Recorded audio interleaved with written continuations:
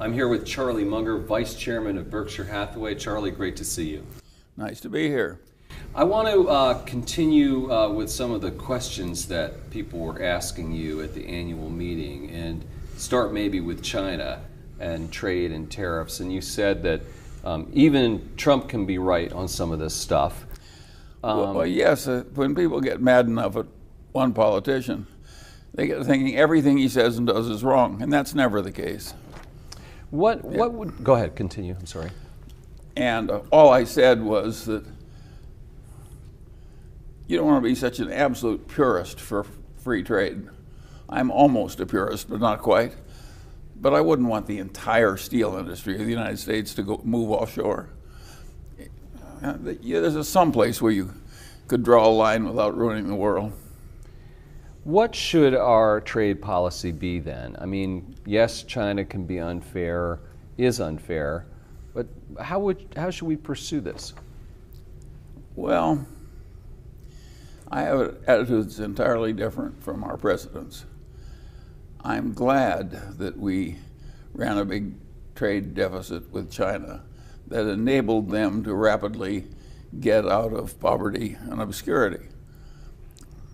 I welcome the Chinese to the group of advanced nations, which I think we enabled considerably by our willingness to trade with them as they moved ever upward in terms of complexity of enterprise.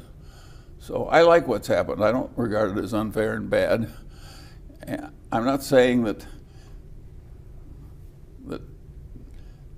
it would be unthinkable to have some tariff somewhere, but basically I'm a free trader, and I'm particularly a free trader in dealing with China, and I like the fact that free trade with China has enabled China to expand so much, and they got out of poverty.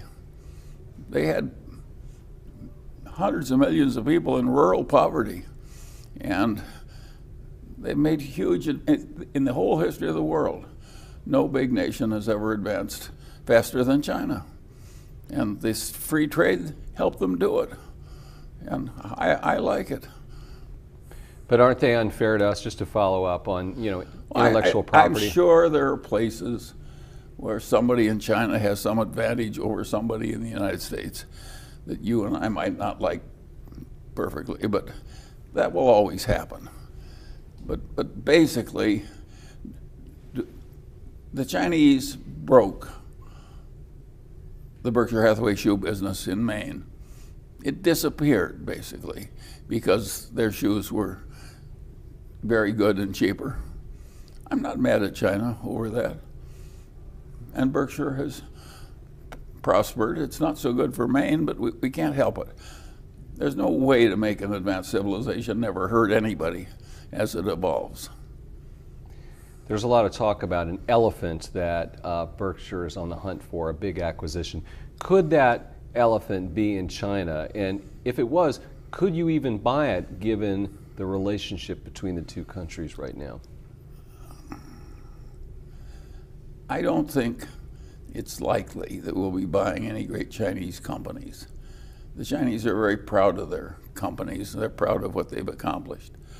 What I consider quite likely is that we will be invited to buy part of some great Chinese company, and just because they like the good company.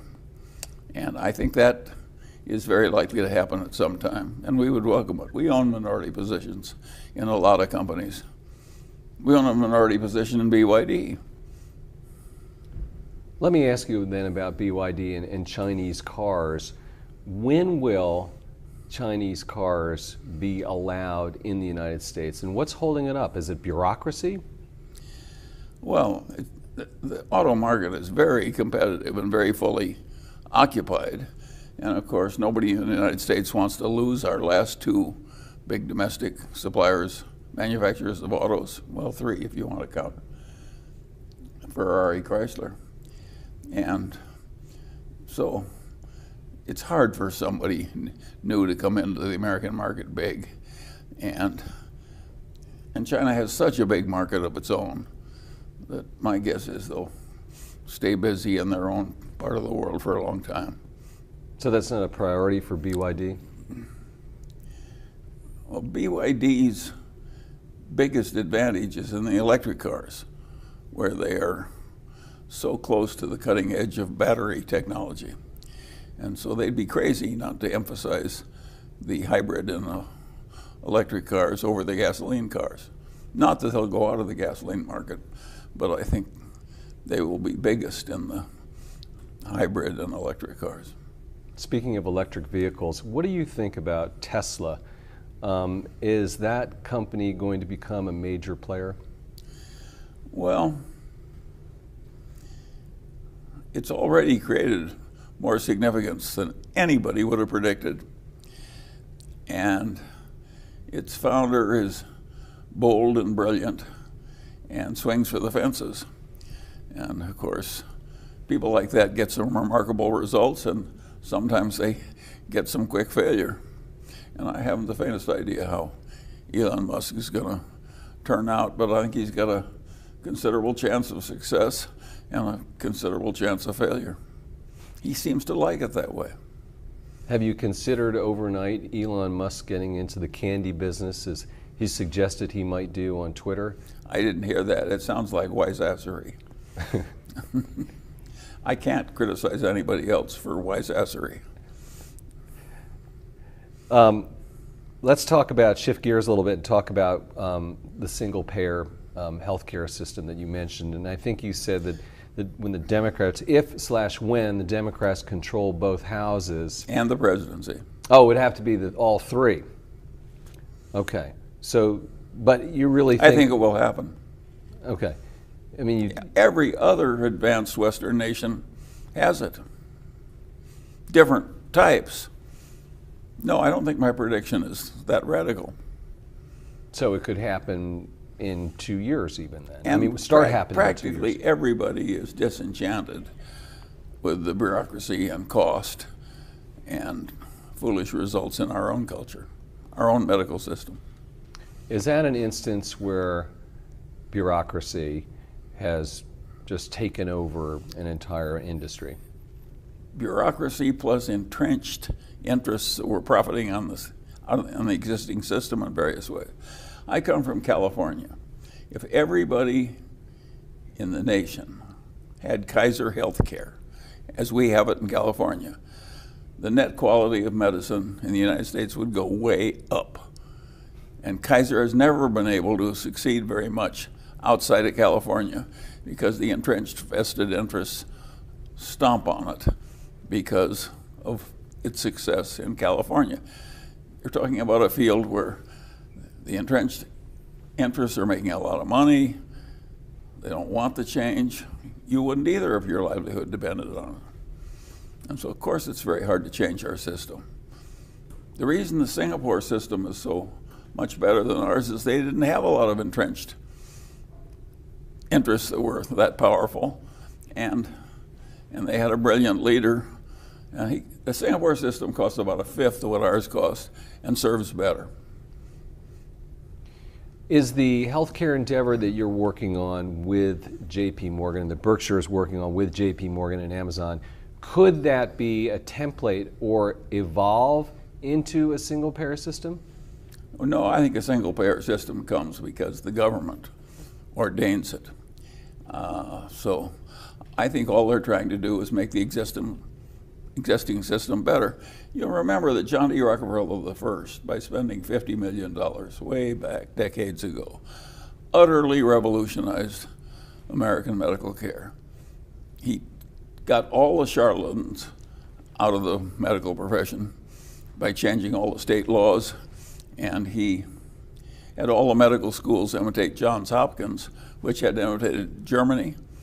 And when his $50 million was spent, the whole of American medicine improved enormously. Now, he did that as a public service, and not many people realize how much public service J.D. Rockefeller I created. And so what Berkshire and its partners are trying to do is a little bit like Rockefeller did. Oh, and that none of them would be doing this just to make money.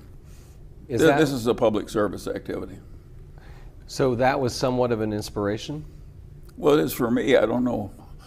They may have had three different aspirations, but I've always admired what Rockefeller did. And the man who talked him into it, Simon Flexner, also created Einstein's home at the Advanced, that institute in Princeton.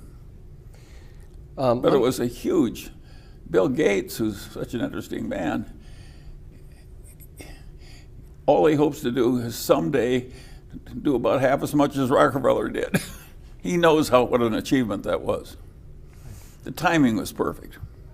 Let me ask you about Wells Fargo. It sounded like you and Warren are standing by your bank at this point. But I wonder, at what point is enough enough? And how do you decide when a company is just, okay, this is not going to turn around, we're going to abandon ship here? Well, I don't think for a minute that Wells Fargo is in any way rotten to the core. They just had some incentive programs that caused some bad behavior, and then they reacted poorly to trouble when it came. So they made mistakes of judgment. But I think you'll find them that they hate what's happened so much that they'll be less likely to make mistakes in the future, not more likely. I actually think this is good for Wells Fargo on a very long-term basis. It's agony to go through, but they're going to be better for it. Let me ask you about Ted Weschler and Todd Combs, and you and especially Warren talk them up and say what great managers they are and how smart they are, and I guess the proof will be in the pudding at some point down the road. Do you see eye to eye with their investing philosophy? Well, I don't even follow a lot of it. Just because one of them buys some security doesn't mean I start studying it at great length. But I know them well. They contribute enormously because they're talking to Warren all the time. And as I said at the meeting, he's way better for it. So am I. We would not have bought that Apple stock if one of the young investors had not steered us that way. So it may have been Warren's conclusion in the end, but it was prompted by one of the young men. They've been enormously constructive, and they help in a whole lot of ways. They both think totally about the shareholder interest. People coming from investment in marketable securities are always thinking about what's good for the shareholders. And they're just a marvelous influence to have somebody, two people, smart and young around Berkshire with that extreme orientation. And they're not just doing pretty well with the money they're investing. They're favorably influencing the investment they're not in charge of. For instance, the Apple investment. But in other words, does it change the investing philosophy of Berkshire? So if Berkshire and Warren and you were known as value investors, is that not the core discipline of Berkshire Hathaway anymore, or does that not even matter? Well, you got to remember that in our way of thinking, all intelligent investment is value investment. Because why would you want to buy something which wasn't worth as much as you were paying for it?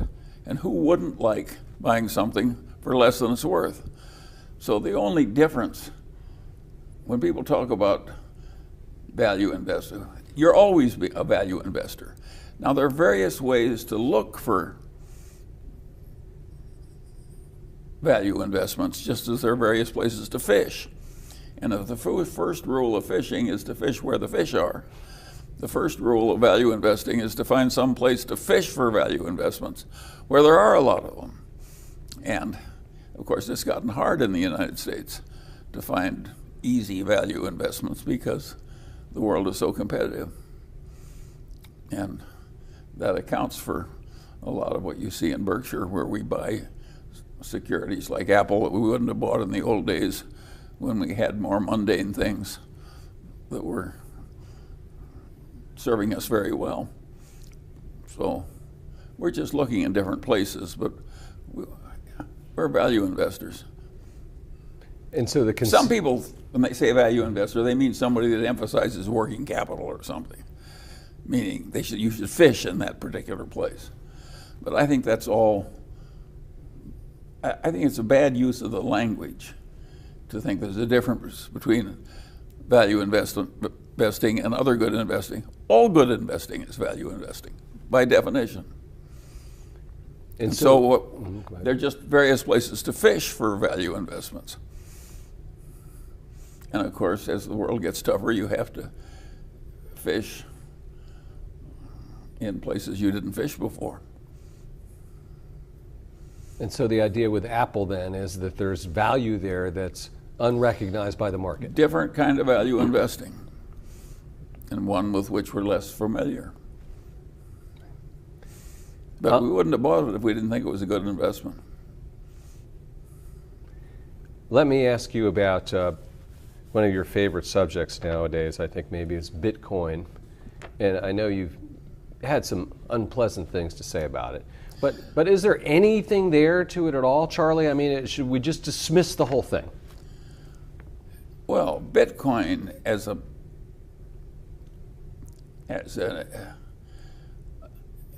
the computer science that's behind Bitcoin is a great triumph of the human mind. That's what captivates a lot of these people. They've actually created a product that's hard to create more of, but not impossible. Now that is very peculiar, but they've managed to do it. So a lot of the computer science people love it just because it's such an extreme achievement of computer science. I, of course, have no interest in that because it's not my subject. And I see an artificial speculative medium that people are buying just because they think they can sell to somebody else at a higher price, even though it inherently has no intrinsic value. And so I regard the whole business as antisocial, stupid, immoral. Immoral? Yes, Why immoral. Is that? Why? Why would you trade? Suppose you could make a lot of money trading freshly harvested baby brains. Would you do it, or would you say that's immoral? You wouldn't trade them, would you? It's too awful a concept. Well, to me, Bitcoin is almost as bad. It's not having any desirable social purpose. We've got debit cards. It isn't like we don't have a payment system. We've got WeChat in China, incredibly efficient payment system. China doesn't need Bitcoin. And if you have a WeChat, why would you do it in a medium where the value changes enormously? Nobody in his right mind would want a payment system where the very thing you were using went up and down by 20% in a day. No, I regard the thing as a combination of dementia and immorality. And I think the people that are pushing it are a disgrace. There ought to be some things that are beneath you that you just don't do. And this is one. We did not need a gold certificate. I mean, a gold substitute like this. Last year when we talked, Charlie, you mentioned that Donald Trump exhibited a form of sickness, I think is how you characterized it. I think you were characterizing his personality and his behavior. It's been another year since he's been in office, and I wonder how you would assess him today. I mellowed because I consider it counterproductive to hate as much as both parties now hate.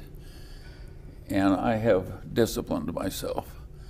And I now regard all politicians higher than I used to. I did that as a matter of self-preservation. The other thing I did to make me feel better about the current scene is I reread The Decline and Fall of the Roman Empire. And it goes on for a great many hundreds of pages. And that made me feel a lot better about the current political scene. We're way ahead of the Romans at the end. That's a pretty low bar. Well, It's very helpful. I suggest you try it. You will feel better about the present world if you look at that one. And you said you elevated politicians Yes. to make yourself feel better. It's Explain It's that. counterproductive to hate so much. All of us on both sides are getting to hate so much, too much. And I've decided I'm going to back off from that. How do we resolve it? We don't have to resolve it. They all pass. Remember the old saying, this too will pass? They all go away. I have a different rule about politicians. They are never so bad you don't live to want them back. There will come a time when those people who hate Trump will wish that he were back. I don't think I'll live to see it, but I confidently predict that it will happen. That's interesting. Yeah, Well, if you look at the whole scan of human history and the people who led it, right. there are a lot of bad leaders. Okay. Why don't we leave it at that? Charlie Munger, Vice Chairman of Berkshire Hathaway, thanks very much for taking the time. All right.